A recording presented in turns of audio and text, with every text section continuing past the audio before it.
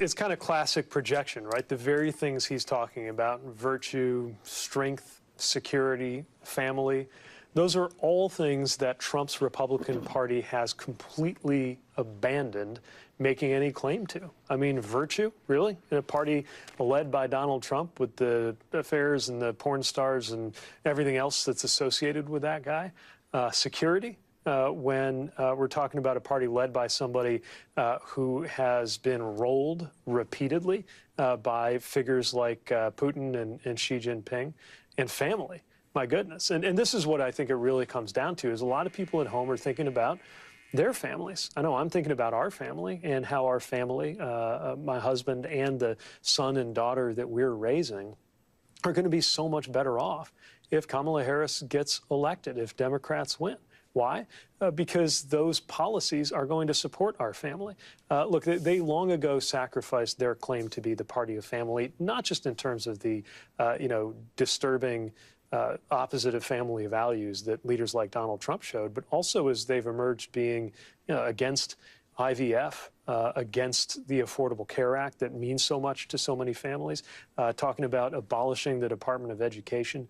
They long ago walked away from any serious claim on being the party of family. And what you're seeing in those kinds of just Fox News freakouts, I think, is an inability to talk about this election in terms of what it's going to mean for our lives. That was Pete Buttigieg, as always, with a brilliant takedown of MAGA hypocrisy.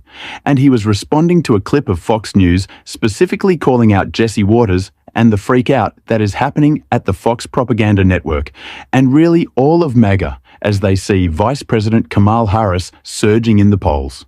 We talk about it on this show. So much. She is surging in the polls.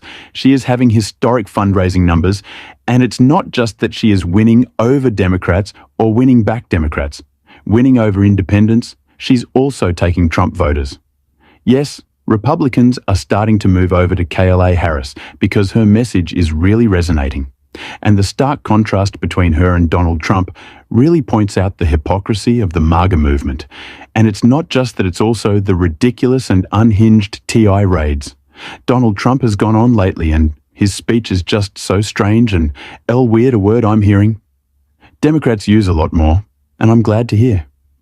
But one of those strange comments that Donald Trump has made was called out by Pete Buttigieg later in this interview. That he did.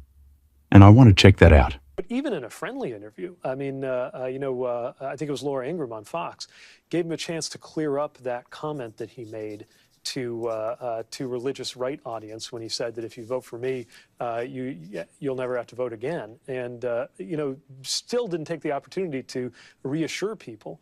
If anything, the subtext of what he was saying was, could be charitably interpreted as him saying that when he said you won't have to vote for me ever again, don't worry, it's not that I'll get rid of elections, it's just that I'll have Christian nationalism so hardwired into this country's government that you won't have to bother voting for me in 4 years. That was his idea of cleaning that up, I guess. So, whether it's a skeptical interview or a friendly interview, he's just getting further and further spinning out, flailing.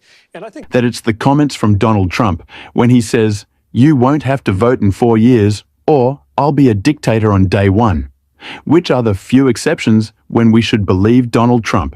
Every other instance in which Donald Trump speaks, he is lying, except for the ones when he tells the damning and damaging truth about himself, which is he is a want-to-be dictator. He wants to be an authoritarian. He wants to undermine and take down our democracy. And so in those moments, we have to listen to him.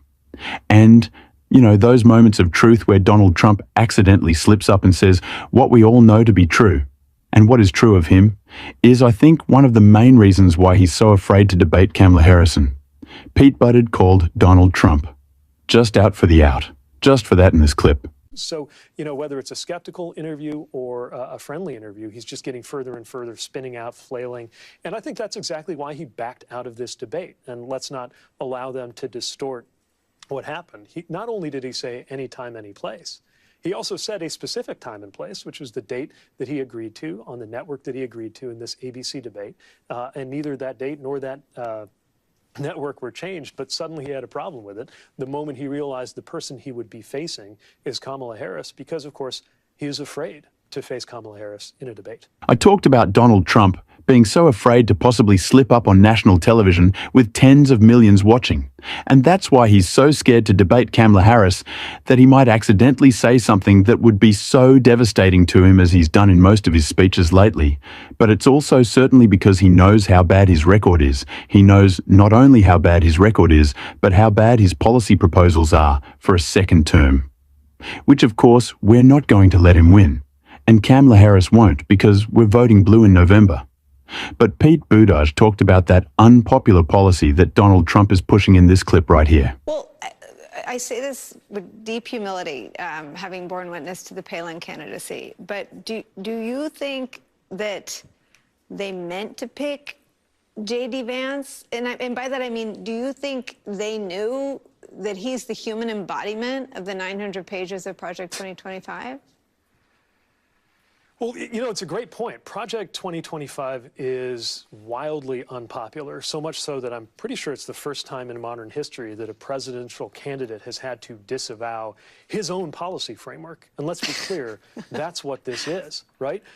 Just because they dissociate with the guy who wrote it up and try to get a different brand name doesn't change the fact that before it occurred to anybody to write it down and call it Project 2025, this was already their governing agenda, because it's part of the playbook they followed when they were in charge. And therefore, it will unquestionably be their governing agenda again, should he get reelected. The problem isn't this document called Project 2025, although, it has embarrassed them, and it's that much more so because J.D. Vance literally wrote the foreword to the book edition of it, so they can't disavow it convincingly. But the problem isn't this thing called Project 2025. The problem is the governing agenda itself. Project 2025 is just the footnotes on what they're planning to do, which is wildly unpopular with the American people because it's full of crazy ideas that don't make any sense. Donald Trump can try to escape his attachment to Project 2025. He can pretend that he has nothing to do with it, or he knows nothing about it. And, the head of the Heritage Foundation, who wrote Project 2025, essentially, was let go the other day. He moved on from that position. And it's funny because the Trump campaign issued a memo about this saying, the head of Project 2025, or the head of the Heritage Foundation, who wrote Project 2025, he's no longer in that position. And so clearly there's no connection between the Trump campaign and Project 2025. But then in the same memo, they went on to say, and let this be a note to anyone who tries to threaten our campaign, if you put forth bad policy, we're going to get you out. So they just admitted that the guy who wrote Project 2025 wrote it for Trump. They can't escape it. It is so ingrained in the Trump campaign. And what they want to do if Donald Trump would be re-elected. And he always says this funny thing, which is, I don't like Project 2025, I've never read it. But there are some good things in there. It's just he can't help but tell on himself all of the time. And the biggest example of him telling on himself with his connection to Project 2025 was his vice presidential pick, J.D. Vance, who loves the content. He loves the policy in Project 2025. And Pete Buttigieg had this to say about J.D. Vance. Caught up on this latest appearance by Donald Trump, but one of the things I saw was he was asked about J.D. Vance, and if I understand right, his answer was basically to say, it doesn't matter that much to the outcome of the campaign who you pick for VP, which means it did not occur to him to even pretend to be interested in the impact of the vice presidential choice on the country. It's one of the most serious, in fact, the most serious choice that a candidate makes as a candidate, because it's the one thing that goes into effect for the entire country automatically if that candidate gets elected. And yet, as somebody who's just incapable of thinking or caring about the rest of the country and about how elections affect our lives, I think it's very telling that when he got a question about the embarrassments that have been caused by his own choice for running mate and VP in J.D. Vance, he didn't even try to defend what kind of vice president he would be for the country or whether he would be ready on day one. Instead, just talked about it completely in terms of politics. And of course, the politics of this aren't that great for him either. J.D. Vance has gotten Donald Trump in a lot of trouble, which is kind of amazing to think about how someone could be so unpopular that they could make Donald Trump more unpopular. That's kind of historic from J.D. Vance, and we've talked about on this show how historically unpopular he is, but he almost has a gift, a knack, a talent for being terrible. J.D. Vance does. And so it's funny to me that Donald Trump thinks he can pretend that not only does his policy not matter, him pushing Project 2025, he can just pretend that, oh, I have nothing to do with that, and no one will connect it to him, but he can also pretend that his horrible vice president has nothing to do with him. You know, he's tried to get rid of a vice president before. I wouldn't be surprised if he doesn't try to get rid of his running mate. In J.D. Vance, there's been a lot of chatter in MAA world about potentially dumping J.D. Vance and replacing him with someone else, which would just be so funny for Donald Trump to have to admit his faults for the first time in his life. Maybe take accountability. I really don't know what Republican they'd replace him with.